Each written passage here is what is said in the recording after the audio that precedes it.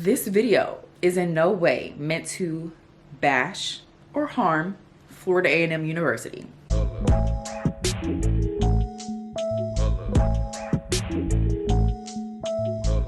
Hey guys, welcome back to my channel. For those that are new here, my name is India. It's so nice to meet you. For those that are returning, it's so good to see you again. So today's video, it's a two-part. So part, FAMU took my scholarships. Part, I changed my major.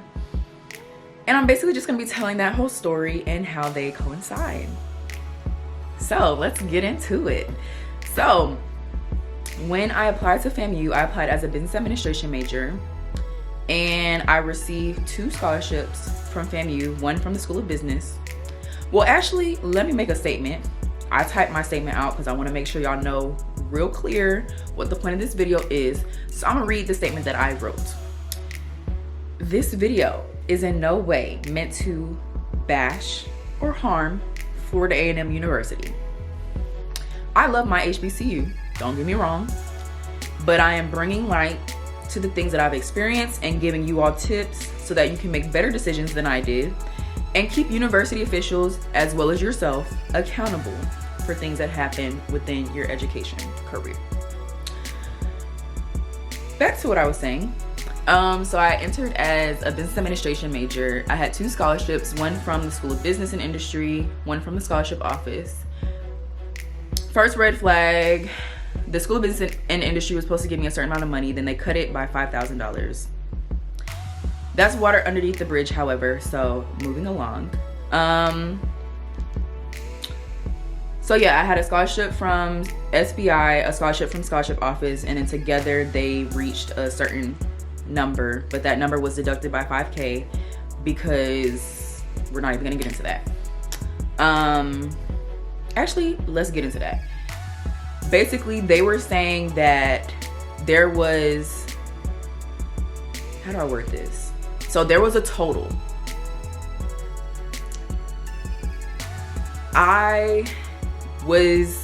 It was to my understanding, mine and my family's understanding, per the actual letter that I received, that the amount was coming, that some amount was coming from the School of Business and Industry. The School of Business and Industry then said that the amount on that letter was combined with my offer from the scholarship office, despite the fact that I had a totally separate letter from the scholarship office. So I had a letter from the scholarship office saying, hey India, this is how much we're giving you for your merit scholarship. And then I had a letter from SBI saying, hey India, this is how much we're giving you for your merit scholarship. SBI turned around and said, hey, our letter includes your scholarship from the scholarship office, even though that's a totally separate letter. So that's what happened. They were saying that SBI was saying that the letter they gave me included my scholarship office scholarship, despite my scholarship office scholarship having a totally separate letter. If they were combined, I should have just had one letter. But that was 2 years ago, so it's water under the bridge, as I said. Next, just want to point out, I'm gonna be completely honest with you all. FAMU, in terms of giving money, is very stingy.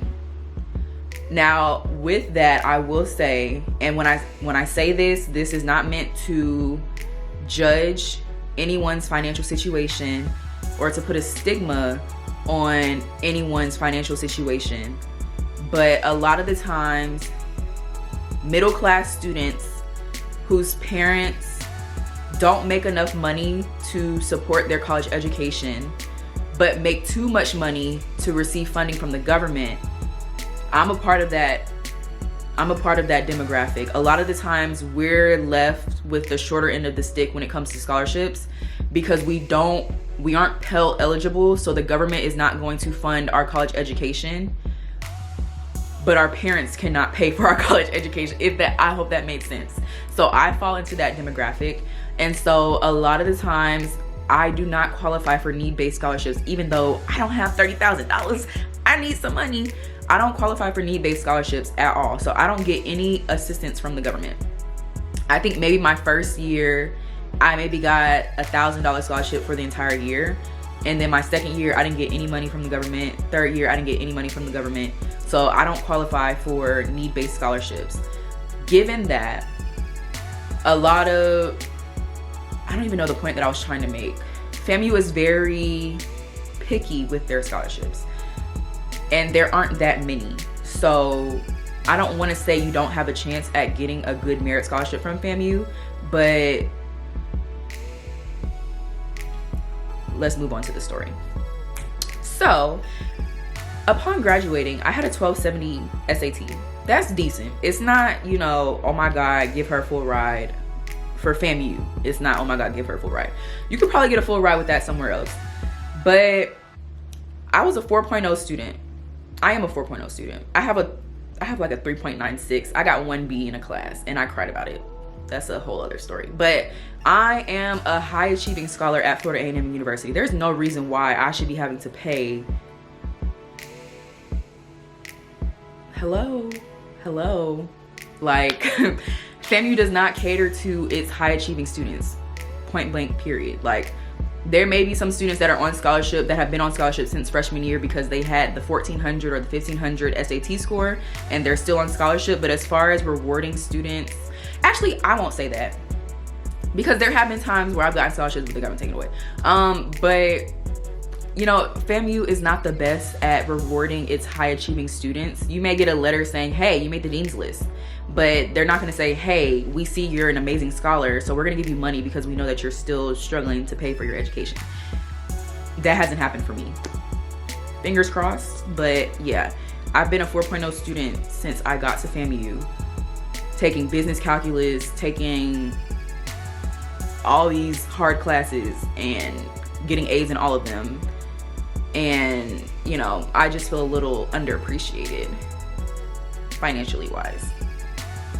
But we're gonna move on. So yeah, I do think it's pitiful that FAMU, yeah, like all the scholarships that I've gotten, I've had to go for, which it makes sense because it's your education. FAMU does not, well, they do owe me something because I'm paying $30,000, but like, it's on you essentially.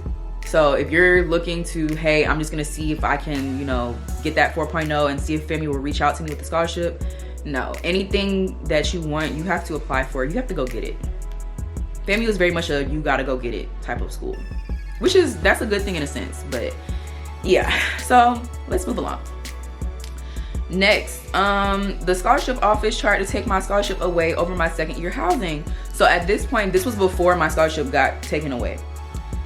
This was the end of my first year, but remember, I took dual enrollment classes, so I was classified as a sophomore my first year.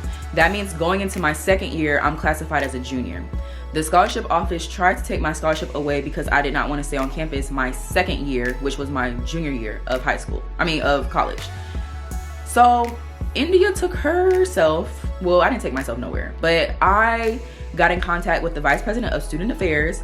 Shout out to Dr. Hudson, because every time people are not doing their job, he makes sure, like, he gonna get them right. So I appreciate Dr. Hudson very much for that. I went to Dr. Hudson and I was like, hey, Dr. Hudson, the scholarship office is trying to say that they're gonna take my scholarship away if I decide to stay off campus. Their documents state you have to have junior standing. I have junior standing. It doesn't say you have to be a third year student. It says you have to be a junior. I'm a junior. So what's going on here? And he was like, you are correct. So yeah, I appealed the scholarship office and they weren't allowed to take my scholarship away because I was a junior. So I don't know if I might be the reason why it says you have to be a third year student. I don't know if they changed their documents.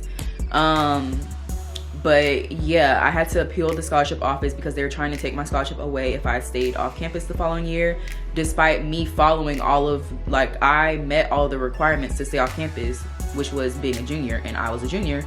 So Dr. Hudson was like, yes, they cannot take your scholarship away. You are approved to stay off campus next year.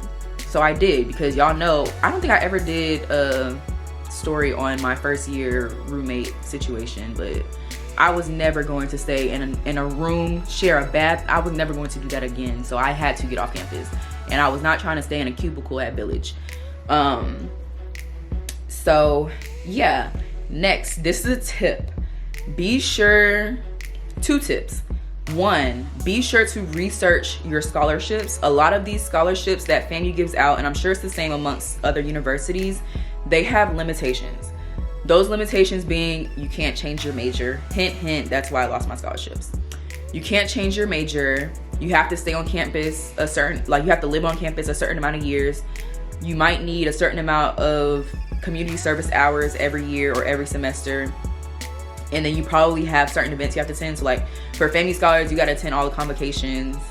So just make sure you look into what the requirements for your scholarship are and how you could lose it. So like that'll also be like you have to maintain a certain GPA to keep your scholarship, or you have to do something to keep your scholarship. So just make sure you research what's required for your scholarship. I knew that, and I'll get into the story. We'll talk about that later. But yeah, just make sure you research your scholarship, and please research your major. I literally say this in every college advice video I give. Research your major. And when I say research your major, I don't mean look at what careers you could have by having that degree. I mean look at what classes you're taking each of those 4 years. So look at, okay, my freshman year, I'm going to be taking these classes. Sophomore year, these classes. Junior year, senior year, these classes. Look at what classes you're going to be taking and see if those pique your interest. I don't know why I started off as a business major. I think I was more so on I'm an entrepreneur. I want to learn about entrepreneurship, even though it doesn't require a degree to learn about entrepreneurship. I want to learn about entrepreneurship, and I want to go into marketing because I like marketing. SBI marketing is not the type of marketing that I wanted to do. SBI marketing is very analytical. So you're going to be taking math classes and, learning the analytical aspect of marketing, which I do need to know that. And I'm going to be taking marketing, with my new major. So I'm still getting that aspect. But SBI is very analytical, and there isn't much room for creativity. Yeah, SBI is very much an analytical school. So if you're interested in creative marketing, creative communications, the creative side of things, the content creation, all that stuff, that's not SBI. Not SBI. Not even close. SBI had me taking STEM classes. I was taking business calculus. I was taking accounting. I was taking computer science, information science, data science. It's very, very, very analytical. So if you're looking to get that creative side of marketing, if you're interested in being a content creator, if you're interested in, going in the advertising direction, you may want to look into a business minor, and you want to major in public relations, at least for FAMU. So, yeah, so by the end of my first semester, I wanted to change my major because I absolutely hated SBI. Emphasis on hated. My friends can probably tell you, India always talked about how much she hated SBI every day she came to class. I was annoying myself with as much as I was complaining about my major. I hated it so much after my first semester, but I couldn't switch majors because my scholarships were tied to it. And if I switched majors, I would have lost my funding in the middle of the year. So I had to complete my first year. I completed an entire year in SBI before I decided to change my major, even though I would have preferred to change my major after the first semester. But again, my scholarship was tied to it, and I didn't want to have the stress of having to find new scholarships in the middle of the year. I would have preferred to have, give me a summer to find more scholarships versus a couple weeks. So I decided to stick with SBI. I decided to write it out. But I was literally, y'all, I was so miserable my entire first year as a business major. I hated it so much. I was not interested in any of the classes. Literally nothing piqued my interest. So that's kind of how I knew it was time for me to get up out of there. So yeah, I put too many STEM classes. I had a 4.0, so nobody can ever say, oh, she left business because it was too hard. It wasn't too hard for me. I had the 4.0 GPA. I just wasn't interested in those classes. Yeah, I think I already named the classes, but yeah, business calculus, data science, information science, computer science. What else was I in? Economics. I liked economics though. What else? It was just a whole bunch of classes that I didn't want to be in. So yeah, there's that. Now, I gave up when I made my second year schedule. So it was literally spring of my first year. So that's spring 2022. Yeah. spring 2022, I made my schedule. I was still a business major. I made my schedule for my second year, and they had me in classes from 8 in the morning to 5 p.m. And they had me taking, I already took financial accounting. I think I was taking managerial accounting, but then they also had me taking finance. So I was taking finance and accounting at the same time. Then they told me that I was finished with math, but then they put me in some quantitative business whatever class. So then I was taking a math class. Then I was taking some sort of computer information science class. And when I saw that, I was like, no, I'm getting out. I was like, I literally don't want to take any, like, I don't care. Like, this is not why I wanted to get a degree in business. Like, I'm not interested in any of these classes, and I literally don't care to learn any of this. Like, I would literally be miserable if I had to learn that information. So it was literally when I made my schedule, I called my mom and I was like, I'm getting out. I was like, Mom, I can't do this anymore. I cannot have this major. I would rather work to pay for my education than stay and be a business. Like, it got to that point. So if anyone is wondering, how do you know that you need to change your major? That's how you know. When you would rather do the extra work to be able to change your major, that's how you know. When you don't care about your graduation being delayed, you don't care about losing your scholarship. I did not care about losing my scholarships. I did care, but like, I would have preferred to lose my scholarship and change my major and be happy with my major than stay in business, because I was so miserable there. So yeah, it was literally that spring 2022. I called my mom and I was like, Mom, I'm changing my major. Like, I'm gonna lose my scholarships, but I'll apply for scholarships. Like, I can't stay. And she was like, okay. She was like, I trust whatever. She's like, whatever you think is best, whatever. Like, she was telling me, like, just take the day, like, think it over. But ultimately, if I don't want to be a business administration major, there's no need for me to continue being a business administration major, despite losing my scholarships, because those scholarships I had were renewable.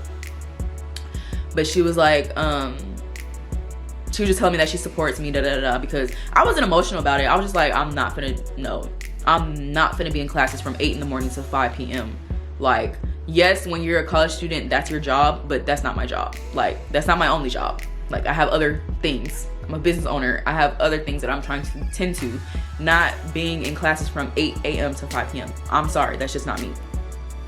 So yeah, I changed my major. And at that point, my second semester as a freshman, so spring 2022, I declared a minor in public relations. So I was a business administration major, public relations minor. By the end of that spring, I was a public relations major. So yeah, basically I was looking for a major that was more creative based, but still had the marketing and advertising background. I had that PR minor, so I kind of did that research the beginning of the spring because I was looking for a minor that could kind of fill in the gaps from what I wasn't getting from SBI. So when I realized I hated SBI, that was when I looked into public relations and I was like, hey, this is exactly what I wanted from the beginning.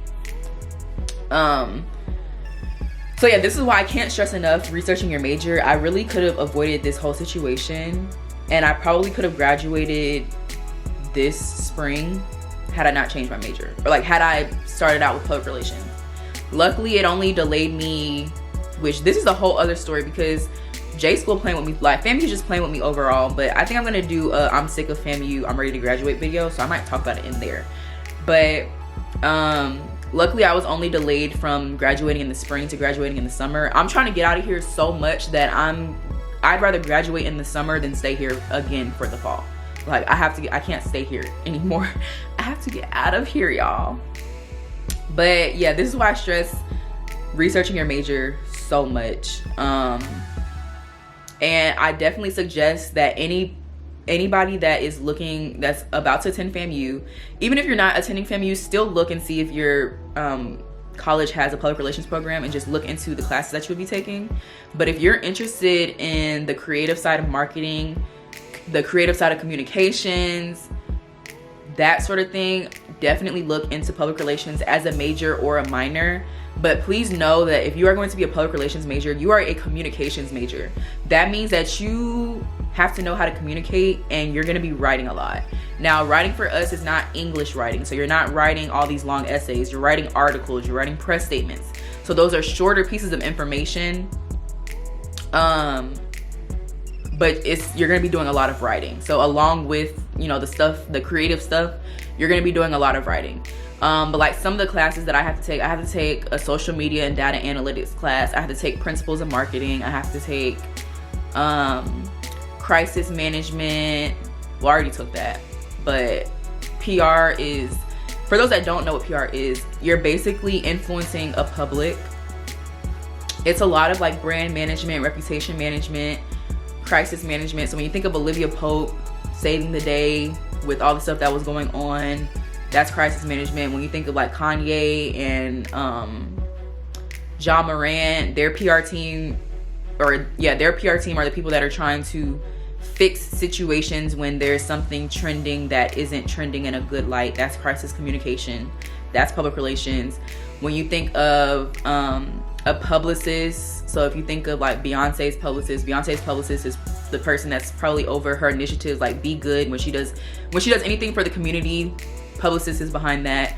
When she's getting press, a publicist is behind that. So the publicist is the one that's communicating on behalf of someone to get them press.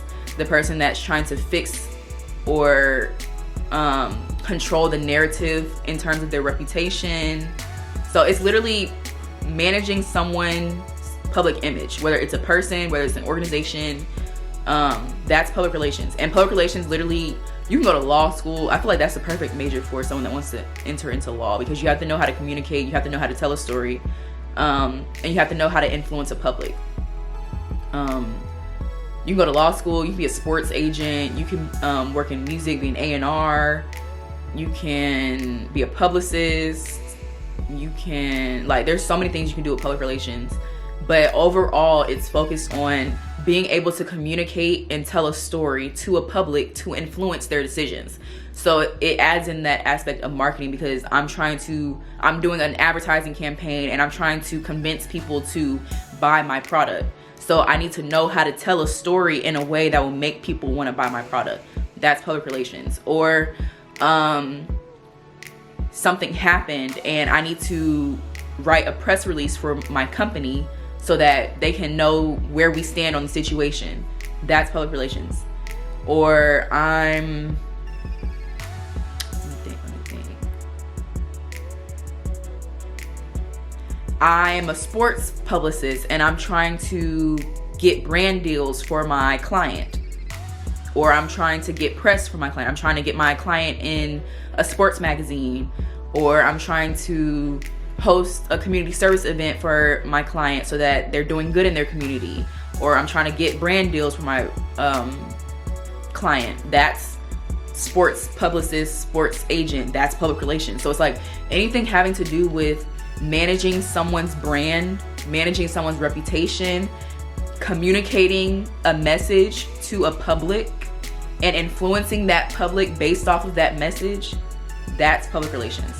So just wanted to give y'all that background, but that's what I'm studying right now. Next, I also considered applying for the 5-year MBA program at FAMU, but I'm literally so sick of FAMU, which I'm gonna make a video about that. And I genuinely do not wish to give FAMU any more money. I'm trying to be out by summer 2024. Currently having a battle with registrar's office as well as the journalism school at FAMU, but I'll get into that in the other video.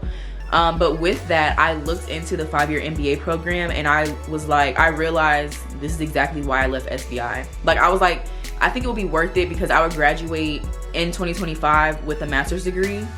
And I know like my manager at my current internship / job has a master's degree, but I was like, this is literally why I left SBI. I don't care to study the classes that I would have to take to get my master's degree. Like, I genuinely am not interested in studying that information. So like, I'm an entrepreneur, but what I enjoy most about my brand is the storytelling aspect and the creating product aspect.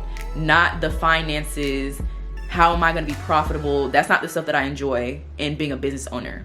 Of course, I have to know how to do it, and I have to be able to do it well to still have my business running.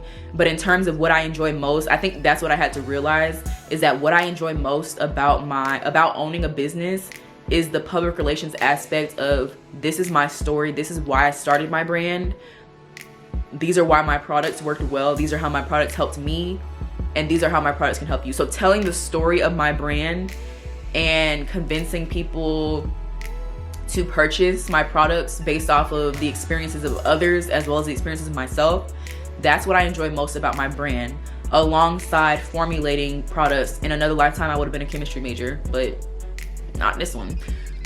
I enjoy that more than the business aspect. And so I think once I realized that, I totally was like, India, stop thinking about business and business administration, because that's not for you. So that's kind of another realization that I came to. I kind of feel like this video is all over the place. So the big question, India, why did you lose your scholarships? I feel like I kind of explained that, but I'll just give like a brief summary. So I lost my scholarships because I changed my major. A lot of merit scholarships require you to not change your major, to live on campus for a certain number of years, do a certain amount of community service, attend certain events, or to maintain a certain GPA. I changed my major, so the minute I changed, they were quick. They sent me that email with a quickness. They took my scholarship fast, y'all. Just be sure to research your requirements for your particular scholarship. So yeah, I'm kind of glad that I don't have to deal with FAMU scholarship office anymore, because the people that are over it are very like, I'm not even gonna get into that, but